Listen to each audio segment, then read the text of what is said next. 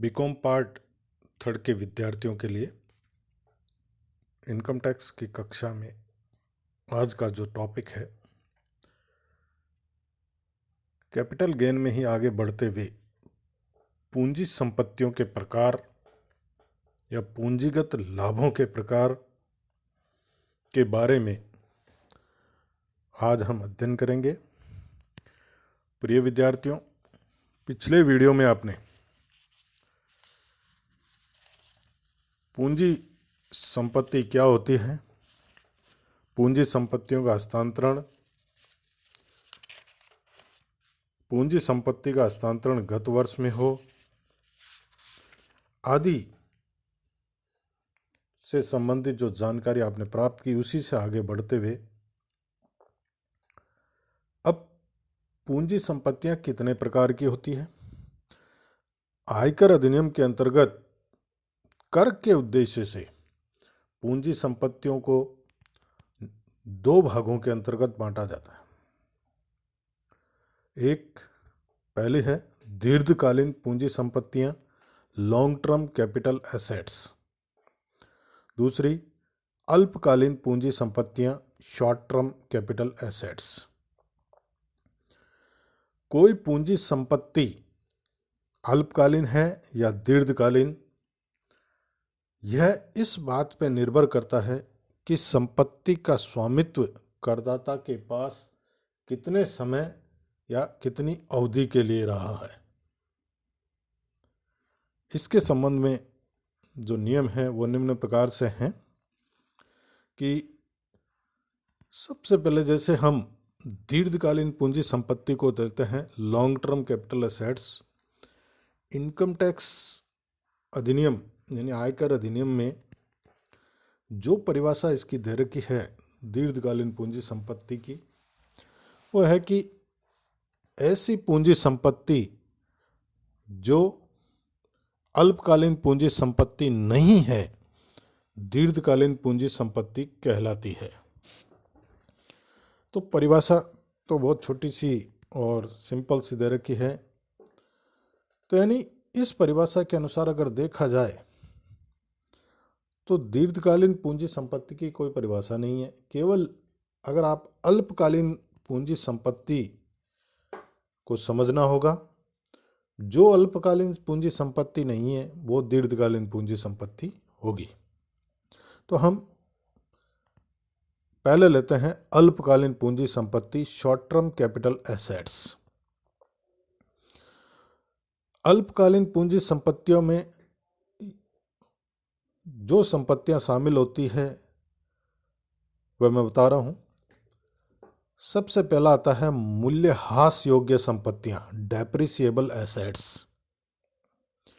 ऐसी संपत्तियां जिन पर आयकर अधिनियम की धारा 32 के अंतर्गत मूल्यह्रास स्वीकृत किया जाता है, उन्हें अल्पकालीन पूंजी संपत्तियों में शामिल किया जाता है। मूल्यह्रास योग्य संपत्तियों को धारण करने की अवधि जो है वह महत्वहीन है, उसका कोई महत्व नहीं है। सीधी सी बात है, जिन पर डेप्रिसिएशन लागू होता है, आयकर अधिनियम के अनुसार डेप्रिसिएशन लगता है, मूल्यह्रास की कटौती मिलती है, वो समस्त संपत्तियां अल्पकालीन पूंजी संपत्ति में आती है। नॉन डेप्रिसिएबल एसेट्स, गैर मूल्यह्रास योग्य संपत्तियां, इनको हम यानी ऐसी संपत्तियां जिन पे ह्रास नहीं लगता है, उनको हम चार भागों के अंतर्गत बांटते हैं।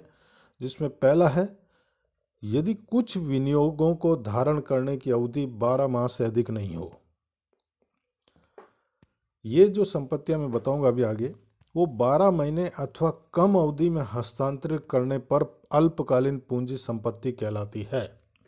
यानी इनको 12 महीने की अवधि के अंतर अगर स्थानांतरित किया जाता है, हस्तांतरित किया जाता है, तो ये संपत्तियां अल्पकालीन मानी जाएगी। जिसमें पहला है कंपनी के समता और अधिमान अंश जो मान्यता प्राप्त स्टॉक एक्सचेंज में सूचीबद्ध हो। इक्विटी शेयर्स और preference shares are listed on stock exchange. भारतीय यूनिट ट्रस्ट ऑफ इंडिया के सूचीबद्ध यूनिट्स हों, धारा 10(23) में वर्णित पारस्परिक कोष के सूचीबद्ध यूनिट जो समता अंशों के विनियोग करते हों, समता अंशों में ऋणपत्र, बॉन्ड्स, सरकारी प्रतिभूतियां जो भारत में मान्यता प्राप्त स्टॉक एक्सचेंज से सूचीबद्ध हो, शून्य कूपन बॉन्ड्स का शोधन। ये ऐसी संपत्तियां हैं जिनको अगर 12 महीने से कम अवधि में अगर हस्तांतरित किया जाता है तो ये अल्पकालीन पूंजी संपत्ति कहलाती है। अभी जो बताया मैंने कि कंपनी के समता और अधिमान अंश यूनिट ट्रस्ट ऑफ इंडिया के यूनिट्स, सूचीबद्ध यूनिट्स और 10(23) में पारस्परिक कोष यानी म्यूचुअल फंड्स के सूचीबद्ध यूनिट्स जो समता अंश में विनियोग करता है, 10 जुलाई 2014 के पूर्व सूचीबद्ध के साथ असूचीबद्ध भी हो सकती है, परंतु अब सूचीबद्ध की दशा में 1 वर्ष और असूचीबद्ध की दशा में 2 वर्ष तक धारण करने का प्रावधान है। यानी जो लिस्टेड है वो 1 वर्ष और जो लिस्टेड नहीं है वो 2 वर्ष तक जो है अल्पकालीन पूंजी संपत्ति मानी जाएगी। दूसरा, यदि असूचीबद्ध अंशों को की दशा में धारण करने की अवधि 24 महीने से अधिक नहीं हो तो भी वह अल्पकालीन पूंजी संपत्ति होंगी। यानी कंपनी के असूचीबद्ध समतांश या अधिमान अंश यदि हस्तांतरण के 24 महीने अथवा कम अवधि में किया गया हो तो वह अल्पकालीन पूंजी संपत्ति कहलाएगी। तीसरा है, यदि अचल संपत्ति धारण करने की अवधि 24 महीने से अधिक नहीं हो। 1 अप्रैल 2017 से अचल संपत्तियां भूमि और भवन की दशा में यदि हस्तांतरण अचल संपत्ति प्राप्त करने की तिथि से 24 महीने अथवा कम अवधि में किया गया है तो पूंजी संपत्ति अल्पकालीन मानी जाएगी। और यदि मकान का निर्माण भूमि क्रय करके किया गया तो भूमि और भवन दोनों के लिए अलग अलग समय के आधार पर पूंजी संपत्तियां की समय सीमा ज्ञात की जाएगी, क्योंकि भूमि पहले क्रय होती है किंतु बना बनाया मकान क्रय करने पर इन्हें अलग अलग ज्ञात नहीं किया जाएगा। चौथा पॉइंट जो है, यदि धारण करने की अवधि 36 महीने से अधिक नहीं हो, सूचीबद्ध अथवा असूचीबद्ध पारस्परिक कोष की ऋण उन्मुख यूनिट्स, लिस्टेड और अनलिस्टेड यूनिट ऑफ डेब्ट ओरिएंटेड म्यूचुअल फंड्स, आभूषण तथा अन्य कोई पूंजी संपत्ति जिन्हें 36 महीने अथवा कम अवधि में हस्तांतरित किया गया हो, अल्पकालीन पूंजी संपत्तियां कहलाती है।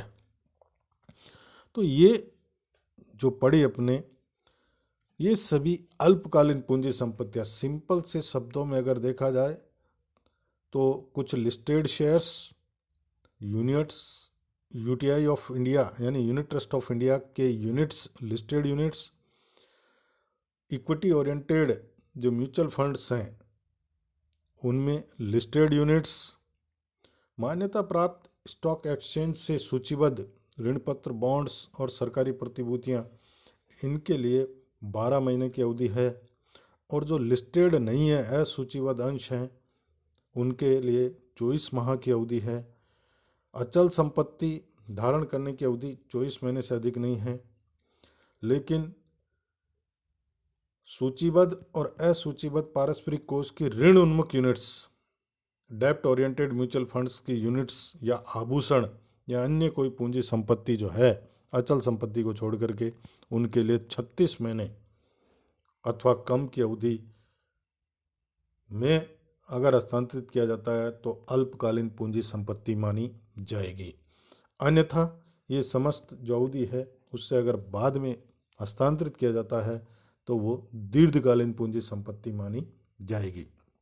तो यानी जो अल्पकालीन पूंजी संपत्ति नहीं है वो सब दीर्घकालीन पूंजी संपत्ति की परिभाषा के अंतर्गत शामिल की जाती है। पूंजीगत लाभों के प्रकार कि दीर्घकालीन और अल्पकालीन पूंजी लाभ, long term and short term capital gain. दीर्घकालीन पूंजी संपत्ति के हस्तांतरण से उत्पन्न पूंजी लाभ दीर्घकालीन पूंजी लाभ और अल्पकालीन पूंजी संपत्ति के हस्तांतरण पर उत्पन्न पूंजी लाभ अल्पकालीन पूंजी लाभ कहलाता है। दीर्घकालीन और अल्पकालीन का अलग अलग करने का जो उद्देश्य है, दोनों में अंतर करने का जो उद्देश्य है वो यह है कि दीर्घकालीन पूंजी संपत्ति के हस्तांतरण का उद्देश्य सामान्यतः लाभ कमाना नहीं माना जा सकता, और इस तथ्य को ध्यान में रखते हुए आयकर अधिनियम में दीर्घकालीन पूंजी लाभ पर विशिष्ट दरों से कर लगाया जाता है, जबकि अल्पकालीन पूंजी लाभ का उद्देश्य सामान्यतया लाभ कमाना होता है। इन पर दूसरी आयों की तरह साधारण दरों से कर लगाया जाता है। स्पष्ट है कि इनमें जो अंतर करने का उद्देश्य जो है आयकर विभाग का वो यही है कि जो मैंने स्पष्ट किया कि दीर्घकालीन पूंजी संपत्ति का उद्देश्य जो है लाभ कमाना नहीं माना जा सकता, जबकि अल्पकालीन की पूंजी संपत्ति का हस्तांतरण लाभ कमाना हो सकता है। इसीलिए दोनों पर कर की दरें अलग अलग है। इसके अलावा डिटर्मिनेशन पीरियड ऑफ ओनरशिप यानी स्वामित्व की अवधि का निर्धारण, विभिन्न परिस्थितियों में स्वामित्व की जो अवधि है वह अलग अलग है कि यदि समापन में जाने वाली कंपनी के अंश करदाता के पास हों तो जिस तिथि को कंपनी का समापन हो रहा है उसके बाद की अवधि वाली गणना में शामिल नहीं की जाएगी। अधिकार अंशों की दशा में आवंटन की तिथि से विक्रय तिथि स्वामित्व की अवधि मानी जाएगी।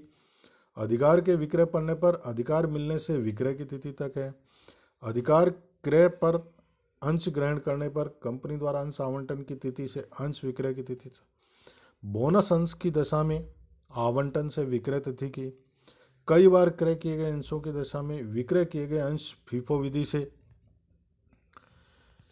एक अंशधारी द्वारा एकीकरण योजना के अंतर्गत अपने अंशों का हस्तांतरण समामेलनकारी कंपनी को करके समामेलित कंपनी का अंशधारी बनने पर समामेलनकारी कंपनी के अंशों के स्वामित्व की अवधि भी स्वामित्व की अवधि का निर्धारण करते समय जोड़ी जाएगी।